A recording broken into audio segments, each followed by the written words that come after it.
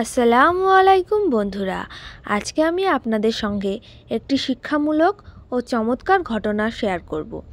দয়া করে ভিডিওটি কেউ স্কিপ করবেন না এবং চ্যানেলের পাশে থাকতে ও নিত্য নতুন আপডেট পেতে হলে আমাদের চ্যানেলটিকে সাবস্ক্রাইব করুন এবং একটি লাইক করে আমাদের চ্যানেলের সাথে থাকুন। তো চলুন বেশি দেরি না করে আজকের গল্পটি শুরু করা যাক। গল্পের হেডিংটি হলো এক খুনির জান্নাত লাভ। আপনারা হেডিং শুনেই বুঝতে পাচ্ছেন যে গল্পটি কতটা শিক্ষণীয় হতে চলেছে।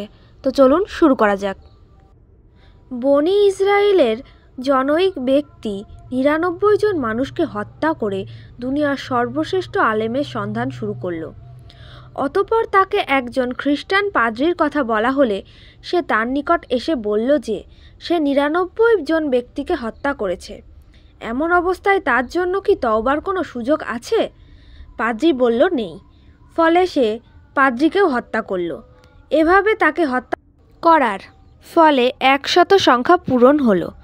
অতঃপর পৃথিবীর শ্রেষ্ঠ আলেমের সন্ধান করায় তাকে একজন আলেমের কথা বলা হলো। সে তার নিকট গিয়ে বলল যে সেও ১০০ জনকে হত্যা করেছে। এখন কি তার জন্য তওবার কোনো সুযোগ আছে? আলেম বললেন, হ্যাঁ আছে।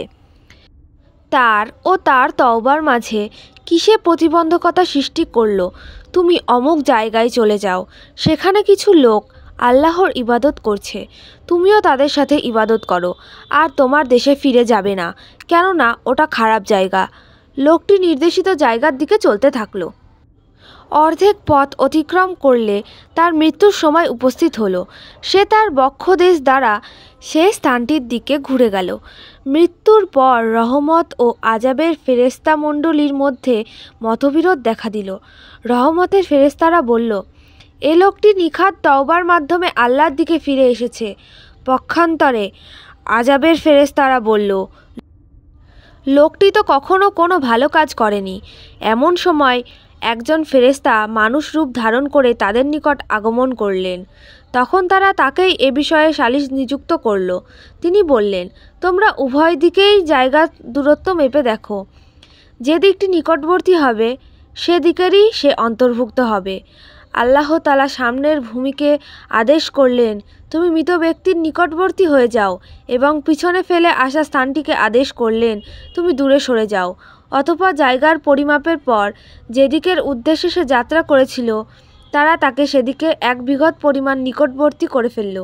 ফলে তাকে তাদের অন্তর্ভুক্ত করা হলো এবং রহমতের ফেরেশতারা তার জান কবজ করল।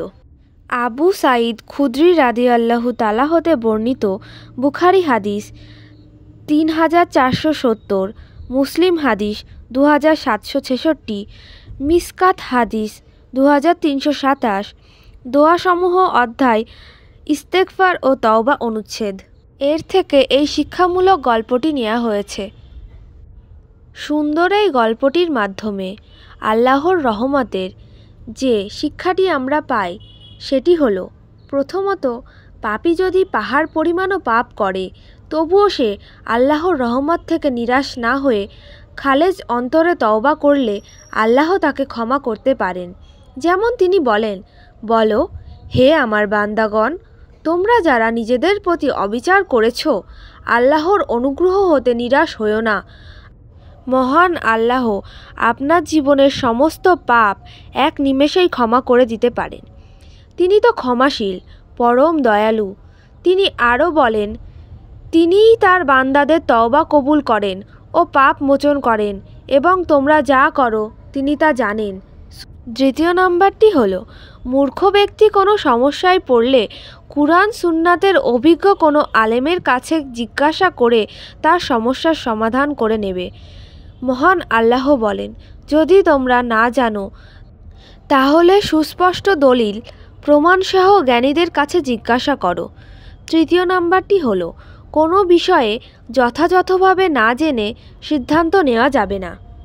সবশেষে এই চমৎকার শিক্ষামূলক গল্পটির মাধ্যমে আমরা জানতে পারি যে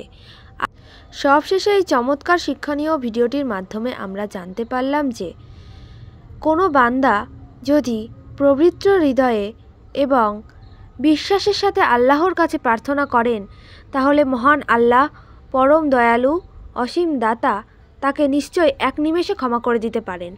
আজকের ভিডিওটি আপনাদের কেমন লেগেছে কমেন্ট করে জানাবেন। এবং অনেকেই আছেন যারা ভিডিও দেখছেন কিন্তু লাইক সাবস্ক্রাইব কিছুই করছেন না। লাইক সাবস্ক্রাইব করুন এবং আমাদের চ্যানেলের পাশে থাকুন এমনই নতুন ভিডিওর জন্য। এবং বেশি বেশি শেয়ার করে এই গল্পটি বন্ধুদেরকেও শোনার সৌভাগ্য করে দিন।